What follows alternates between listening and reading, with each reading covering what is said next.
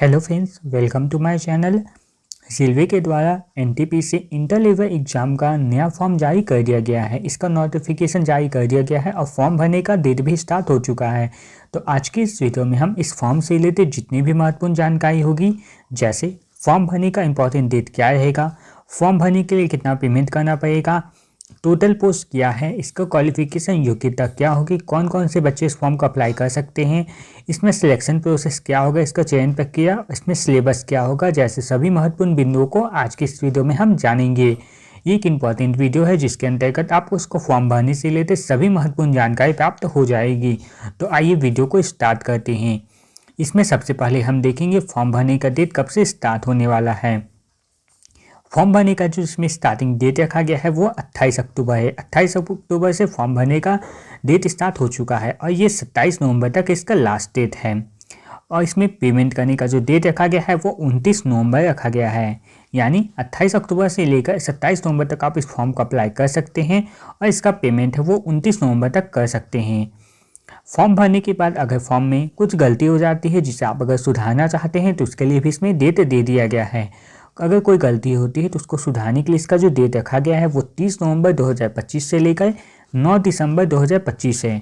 30 नवंबर से लेकर 9 दिसंबर तक अगर फॉर्म में कुछ भी गलती हो जाती है तो उसे आप सुधार सकते हैं, लेकिन इसके सुधारने के लिए आपको 250 का अलग से पेमेंट भी करना पड़ेगा। तो इसलिए अगर आप फॉर्म भरें तो फॉर्म भरने के में फर्स्ट ही टाइम इसमें अच्छी तरह से आप फॉर्म को भरें, फिलअप कर लें। आइए इसके बाद हम देख लेते हैं फॉर्म भरने के लिए कितना पैसा लगेगा, किस किस कैटेगरी के जो बच्चे आएंगे तो उनको कितना इसमें पैसा लगने वाला है। तो इसमें जितने भी जनरल, ओबीसी और ईडब्ल्यूएस यानी इकोनॉमिकली जो वीक सेक्शन है उनके लिए 500 रुपये का इसमें पेमेंट रखा गया है, जबकि एसटी, एससी और ईबीसी यानी इकोनॉमिकली जो बैकवर्ड क्लास है उसके लिए 250 रुपये का पेमेंट करना होगा। उसके अलावा जितने भी फीमेल कैटेगरी के अंतर्गत जितनी भी महिलाएं यानी जितनी भी महिलाएं हैं सभी के लिए इसमें 250 रुपये का पेमेंट करना होगा। ये महिला जनरल, ओबीसी, एसटी, एससी किसी भी कैटेगरी की हो सकती हैं। इसके बाद जैसे आप लोगों को पता है रेलवे में जो फॉर्म भरा जाता है तो उसमें फ़ीस का भी रिफंड किया जाता है। तो फी रिफंड करने का जो इसमें रूल रखा गया है वो है जितने भी जनरल, ओबीसी जिनका फॉर्म भरने के समय 500 रुपये लगा था उनका उसमें 400 रुपये रिटर्न कर दिया जाएगा, और जो एसटी, एससी और ईबीसी कैटेगरी के लिए 250 रुपये का पेमेंट लगा था तो वो पूरा उनका 250 रुपये पेमेंट वापस आ जाएगा उनके बैंक अकाउंट में। लेकिन इसके लिए एक शर्त रखा गया है। शर्त क्या है कि इसके लिए आपको इसका जो फर्स्ट स्टेज का जो एग्ज़ाम होगा उसमें आपको कम से कम अपेयर होना पड़ेगा। आप इसमें क्वालिफाई करें या ना करें उससे मतलब नहीं है, लेकिन आपको फर्स्ट स्टेज का जो इसमें एग्ज़ाम होगा उसमें आपको इसमें अपेयर होना होगा यानी उपस्थित होना होगा, तभी इसमें आपका जो पेमेंट है वो वापस आ पाएगा। अगला अब हम देख लेते हैं इसमें एज लिमिट क्या रखा गया, यानी किस किस एज के बच्चे इस फॉर्म को अप्लाई कर सकते हैं। तो सबसे पहले जो इसमें मिनिमम एज रखा गया है वो 18 साल है और मैक्सिमम जो एज है वो 30 साल है, यानी 18 साल से 30 साल के बच्चे इस फॉर्म को अप्लाई कर सकते हैं। इसमें अगर जो ईबीसी यानी ओबीसी कैटेगरी के जो बच्चे रहेंगे उनको इसमें 3 साल का एज में छूट दिया जाता है, जबकि एसटी और एससी कैटेगरी के लिए इसमें 5 साल का छूट रखा गया है। एससी एससी के लिए 5 साल है और ओबीसी के लिए इसमें 3 साल का छूट रखा गया है। आइए अब हम देख लेते हैं इसमें कितना टोटल पोस्ट पर इस फॉर्म को निकाला गया है। तो फॉर्म का जो टोटल पोस्ट इसमें है वो 3058 पोस्ट है। 3058 पोस्ट पर इस फॉर्म को निकाला गया है। अब देख लेते हैं किस कैटेगरी में कितना पोस्ट रखा गया है। तो इसमें जो जनरल कैटेगरी है उसके लिए 1280 पोस्ट है, ईडब्ल्यूएस कैटेगरी के लिए 280 पोस्ट हैं, ओबीसी के लिए 773 पोस्ट हैं, एससी के लिए 461 पोस्ट हैं, एसटी के लिए 264 पोस्ट रखा गया है। अब इसके बाद हम देख लेते हैं इसमें एलिजिबिलिटी क्या है, यानी फॉर्म भरने के लिए आपके पास योग्यता क्या होनी चाहिए तभी आप इस फॉर्म को अप्लाई कर सकते हैं। तो इसमें अलग अलग पोस्ट पर इस फॉर्म को निकाला गया है। जैसे इसमें 2 पोस्ट पहले, एक है कॉमर्शियल कम टिकट क्लर्क, कॉमर्शियल कम टिकट क्लर्क, और एक है ट्रेन क्लर्क। ये जो पोस्ट है इसके लिए आपके पास 12 यानी इंटर लेवल आपके पास क्वालिफिकेशन होना चाहिए, और इसमें भी एक शर्त रखा गया है जो जनरल, ओबीसी और ईडब्ल्यूएस के जो बच्चे होंगे उन्हें इनमें 50% मार्क्स आना चाहिए, यानी इंटर में आपका जो एग्ज़ाम आपने दिया होगा तो उसमें आपका 50% मार्क्स तो होना चाहिए। जबकि इसमें जो ST और SC और PH के जो कैटेगरी के बच्चे आएंगे उन्हें केवल पास होने की आवश्यकता है, परसेंटेज से मतलब नहीं, लेकिन केवल वो पास होने चाहिए। लेकिन जो जनरल, OBC और EWS के जो बच्चे होंगे उन्हें इनमें 50% मार्क्स उनका होना चाहिए। ये एक नया सेक्शन इसमें जोड़ दिया गया है। इसके बाद अगला हम देख लेते हैं, इसमें और जो 2 पोस्ट है, एक है अकाउंटेंट क्लर्क कम टाइपिस्ट का और एक है जूनियर क्लर्क का। एक है अकाउंटेंट क्लर्क कम टाइपिस्ट और एक जूनियर क्लर्क। इन दोनों पोस्ट के लिए जो योग्यता रखी गई है वो है, इसके लिए आपके पास 12 यानी इंटर का एग्जाम आप पास किए होंगे।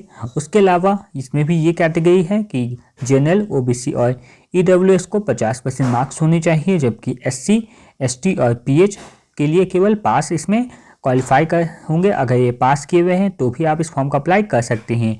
लेकिन इसके साथ एक और इसमें जोड़ा गया है स्किल टेस्ट, वो है इसमें आपका जो कंप्यूटर में टाइपिंग का जो स्पीड होने चाहिए, इंग्लिश के लिए 30 वर्ड पर मिनट और हिंदी के लिए 25 वर्ड पर मिनट, ये टाइपिंग वाला आपका सेक्शन होना चाहिए, तभी आप इस 2 पोस्ट के लिए अप्लाई कर सकते हैं।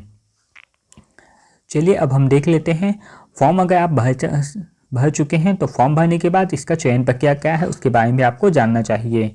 तो इसका जो चयन प्रक्रिया रहेगा उसमें कंप्यूटर बेस्ड CBT 1 पहले एग्जाम होगा आपका, इसके बाद CBT 2 एग्जाम होगा।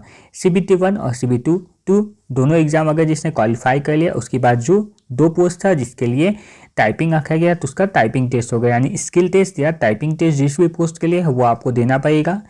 उसके बाद इसमें डॉक्यूमेंट वेरिफिकेशन होगा और लास्ट में उसके बाद मेडिकल एग्जाम होगा। ये 4 स्टेज से आपको इसमें गुजरना पड़ेगा।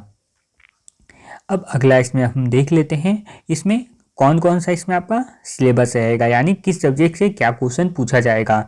तो सबसे पहले जो स्टेज 1 का जो एग्ज़ाम इसमें होने वाला है, तो स्टेज 1 एग्ज़ाम में का जो ड्यूरेशन रहेगा वो 90 मिनट का समय इसमें दिया जाएगा। इसमें जनरल अवेयरनेस, करंट अफेयर के 40 क्वेश्चन होंगे, मैथ के इसमें 30 क्वेश्चन होंगे, रीजनिंग के 30 क्वेश्चन होंगे और इस तरह इसमें टोटल 100 क्वेश्चन रहेंगे। और इसमें जो 1/3 रहेगा वो नेगेटिव मार्किंग भी रहने वाला है। इसके बाद जो स्टेज 2 का इसमें एग्ज़ाम होगा उसमें भी इसमें जो सिलेबस रखा गया है वो है, इसमें एग्ज़ाम का जो टाइमिंग रहेगा वो 90 मिनट का टाइमिंग रहेगा। इसमें जनरल अवेयरनेस के 50 क्वेश्चन, मैथ के 35 क्वेश्चन, रीजनिंग के 35 क्वेश्चन होंगे और इस तरह टोटल 120 क्वेश्चन रहेगा। इसमें आपका जो सेक्शन है वो सेम है सब, जनरल अवेयरनेस, मैथ और रीजनिंग ये वही रहेगा, लेकिन इसमें जो टाइम है इसका जो क्वेश्चन का जो है नंबर ऑफ क्वेश्चन है वो इसमें बढ़ा दिया गया है, लेकिन टाइमिंग भी इसमें वही रहेगा आपका। तो ये 2 स्टेज एग्जाम होगा इसमें। इसके बाद आपका स्किल टेस्ट होगा। अब एक चीज़ और आप लोग देख लीजिए कि इसमें कौन कौन से पोस्ट है जिसके लिए आपको स्किल टेस्ट देने की आवश्यकता पड़ेगी। तो इसमें जो जूनियर क्लर्क कम टाइपिस्ट है और एक है जूनियर क्लर्क कम टाइपिस्ट और अकाउंटेंट क्लर्क कम टाइपिस्ट, ये 2 जो पोस्ट है इन दोनों पोस्ट के लिए आपको इसमें स्किल टेस्ट देने की आवश्यकता होगी।